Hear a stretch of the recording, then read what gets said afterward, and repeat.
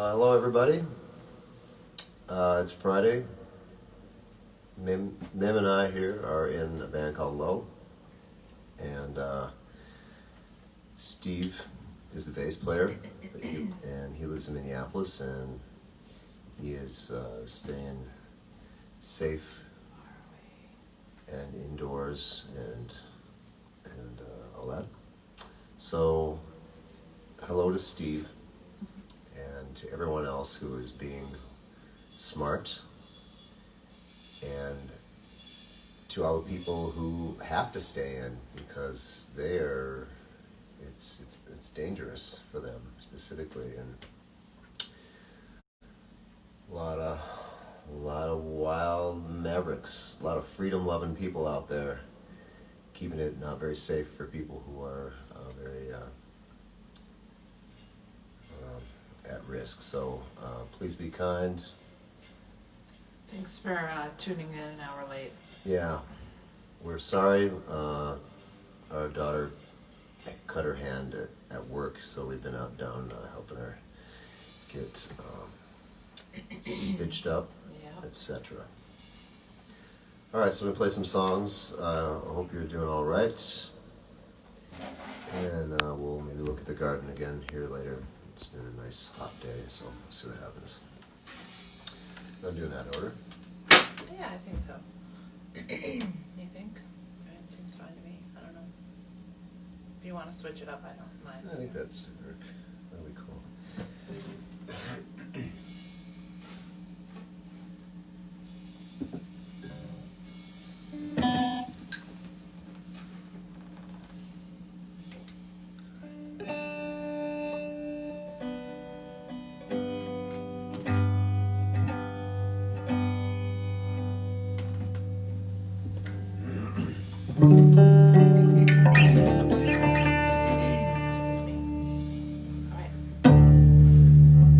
Ready? 1, 2. Tell me, is the time that slow?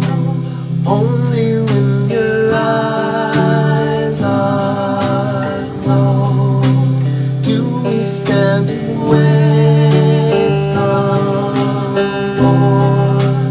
Am I still you? Am I naked too?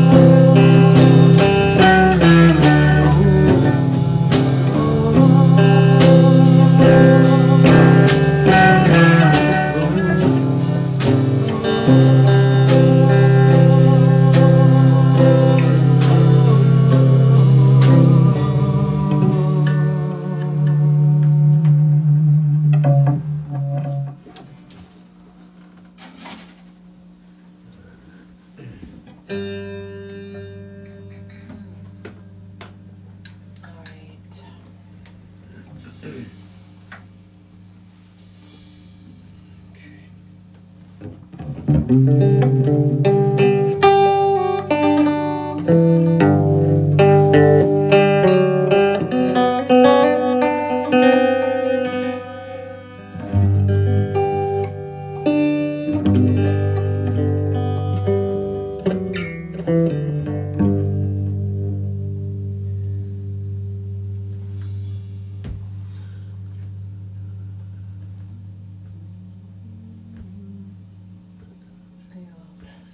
that's better.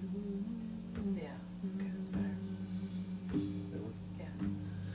2, 3, 4.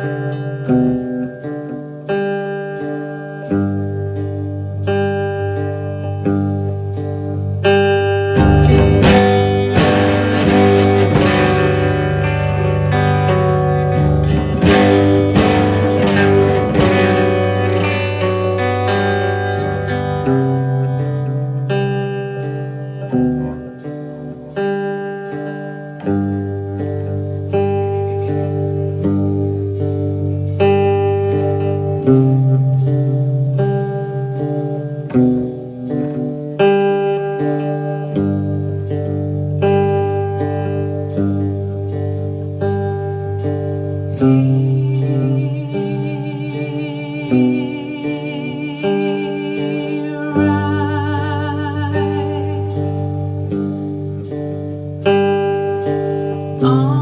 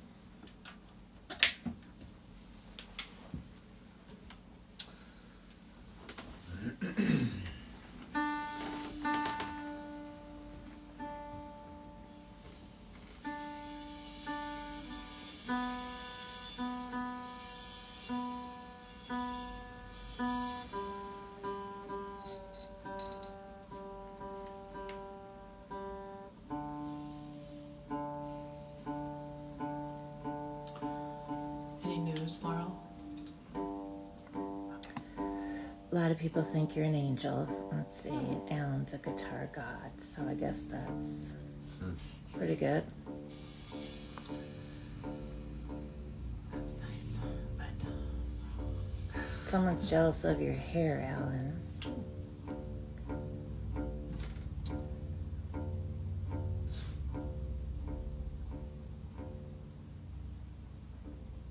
I thought you were gonna shave it off today at some point. Yeah, I actually almost did. I was pretty upset. Alright, let's do this one. This is the part of the set. The exciting part of the set. Which part? The next song.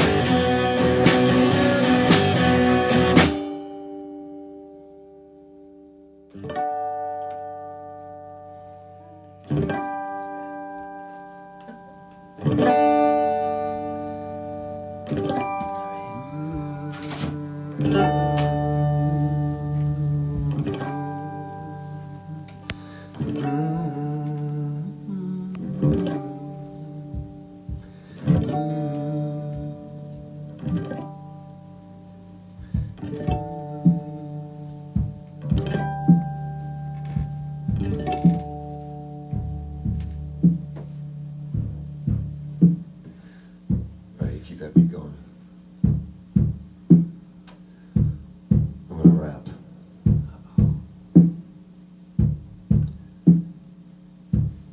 Alright, so tomorrow on the Low YouTube channel,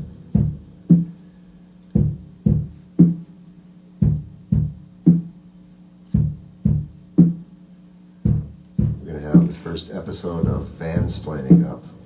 And it's with, the first episode is with a wonderful band from London called Our Girl. And the show, if I haven't already explained it too much, it's this little thing. We had an idea about going and doing a little TV documentary series about following bands on the road. Well, not following them on the road, but catching them on the typical day on the road. Loading in, setting up, doing sound check, sitting around, finding food, going to the store,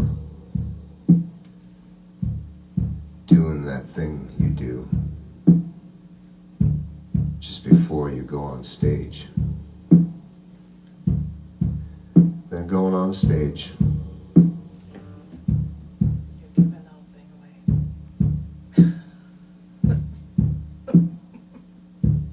I don't think there's any surprises in there. Not now. Well, I'm just trying to warn people. So I hope you'll enjoy it. We only did a few episodes because touring is done now for a while. But we thought we'd share them with you anyway. And maybe something more will come in the future.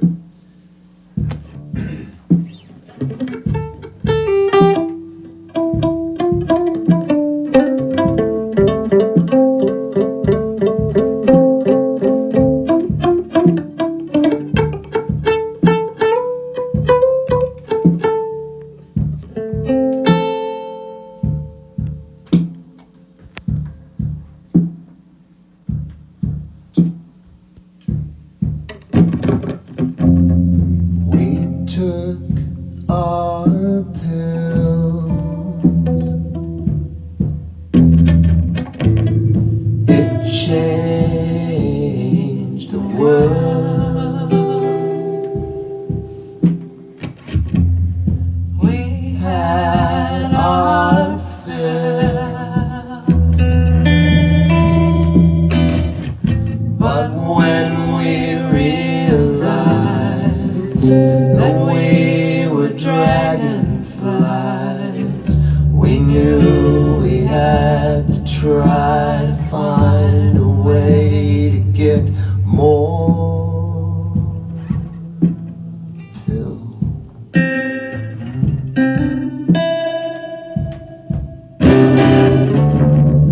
Maybe you're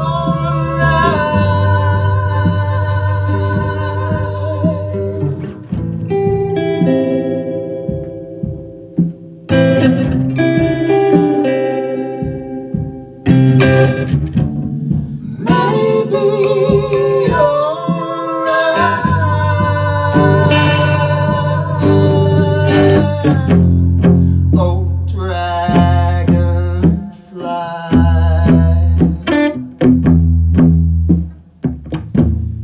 your 1,000 eyes do they see? The lines of history, some things should never be. Why do we even try? There's no such thing as dragonfly.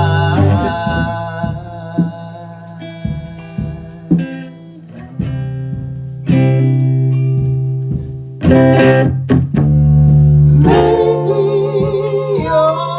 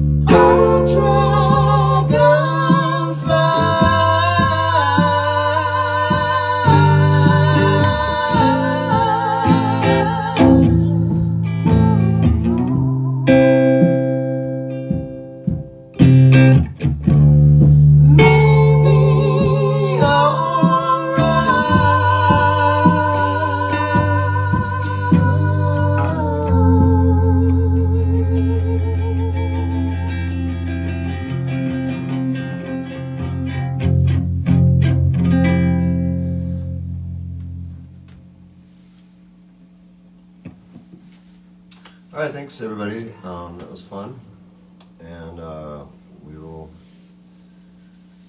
do our best to satisfy again next week. And hopefully back at 3 o'clock, and no more lacerations. Yeah, we'll try for that.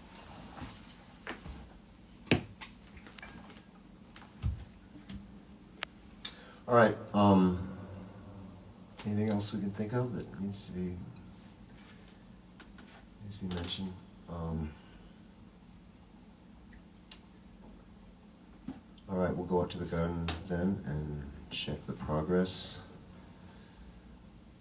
I'm sorry if a little bit becomes a little bit redundant. It's kind of like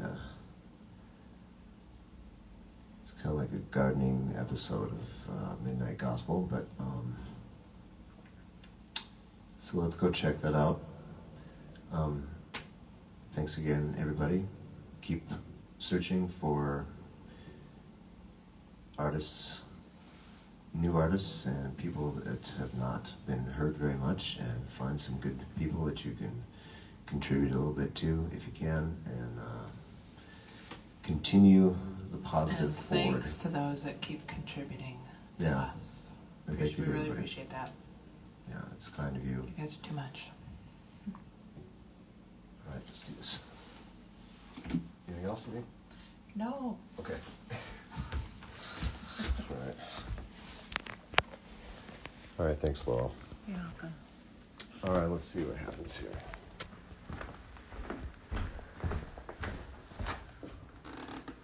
This longboard, huh?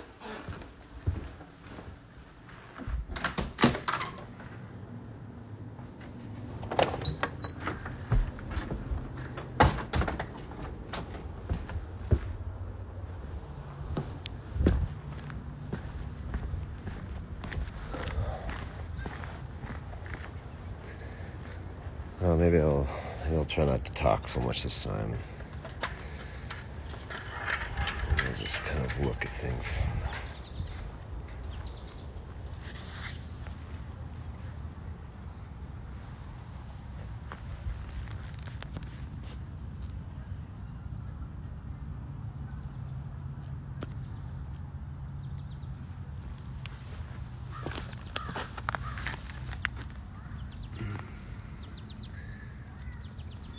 So here's the little one that I left in, the little sucker that you would normally take off. I left that in, and now it's growing, and it already has has some blossoms on it, which I guess for this plant, I think I'm just kind of experimenting to see if that's wise to do at this stage in the season. Because yeah, it's really, these guys are making a lot of fruit. And I've started to do a little rigging thing here up on posts or a stake or whatever. Yeah, because at a certain point, plant, once it's higher than the cage, I mean, these things seem rigid, but they're really dependent on how much water they have, and like if they're just slightly dehydrated, they will droop down and kink on your cage, so you don't want that. So kind of rig something to where you can kind of make it go out and then ultimately gently grow and fall down, and then by then we'll have quite a bit of fruit on that. And more edible weeds. All right, this one's doing really well as well. I'm trying a few different techniques here for tying up plants to stakes. So there you go. That one's doing great as well. The light is really not that great here right now, is it? All right, so looking at the beets once again.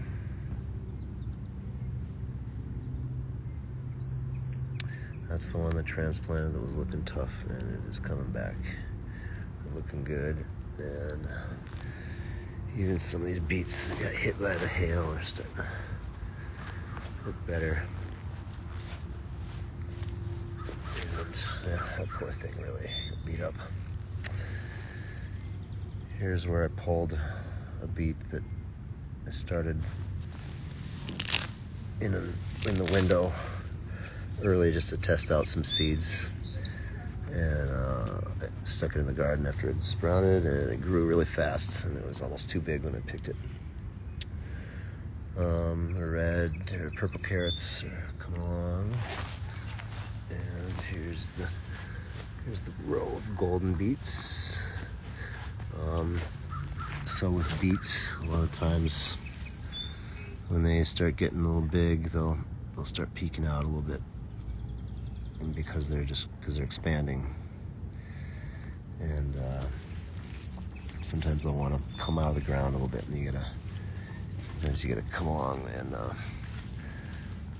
so yeah, like a big job in the beet fields. Some of you know that, like sugar beet fields, a big job was to go along with a hoe, which is this tool with kind of a little perpendicular flat piece of metal in the end that they would come along, and it was a tool. You come along and you'd put, you'd move the soil up around the beet a little bit more so that it would be protected. Because if the beet, if it sticks out, it'll dry up, and like the surface of it will change.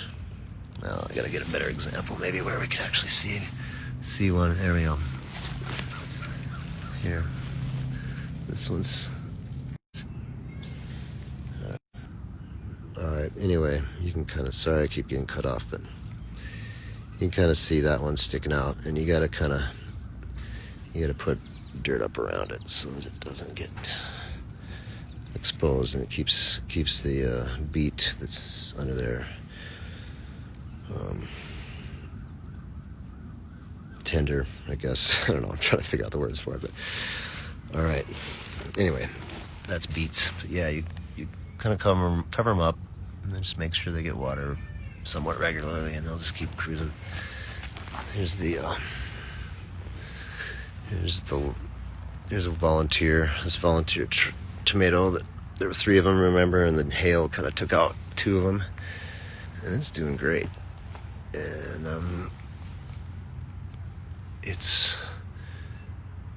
bearing fruit, as you can see, and I'm curious as to what kind of tomato it is. One note I noticed today, I was realizing that if you're gonna try tomatoes, especially kind of in difficult climates, or you're trying to figure it out and learn, the best way to do it is get start with like the smaller ones, like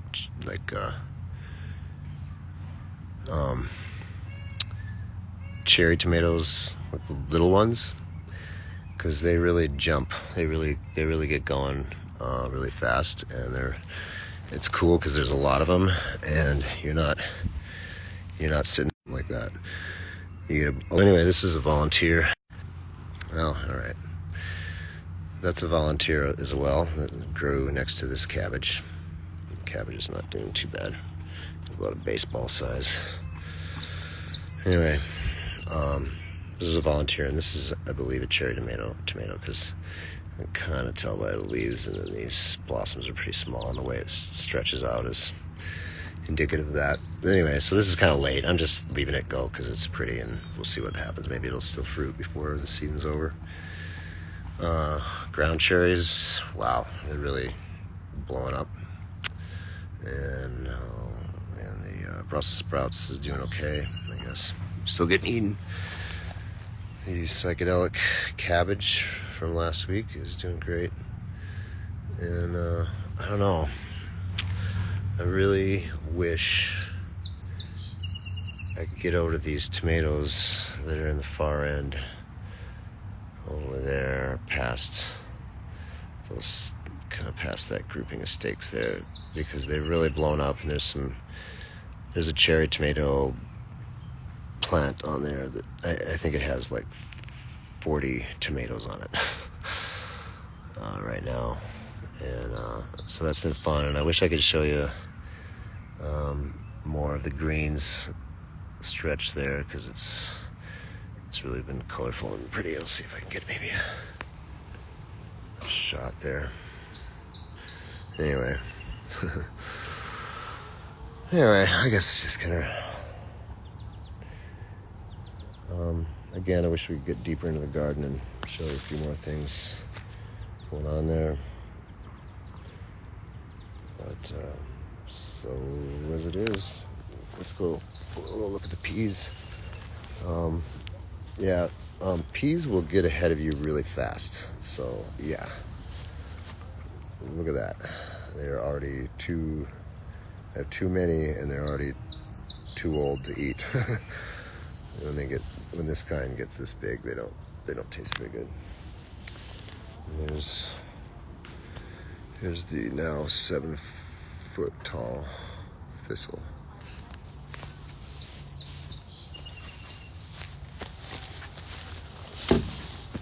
And the giant pumpkin has finally decided to make a run for it and see what happens. So there's one down there. I'm not sure if it got pollinated, but we'll see. All right. Anyway, there's some thistles I just cut this morning, and that's pretty intense. All right, the friend who gave me this says this is a cup plant, which I assume is one of its many names, but it is not a Jerusalem artichoke, because a Jerusalem artichoke is much smaller and does not have blossoms that look like this. All right, y'all. I'm gonna wrap it up because I'm rambling.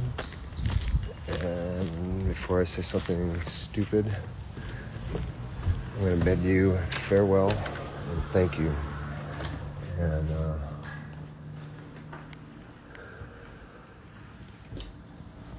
peace on earth.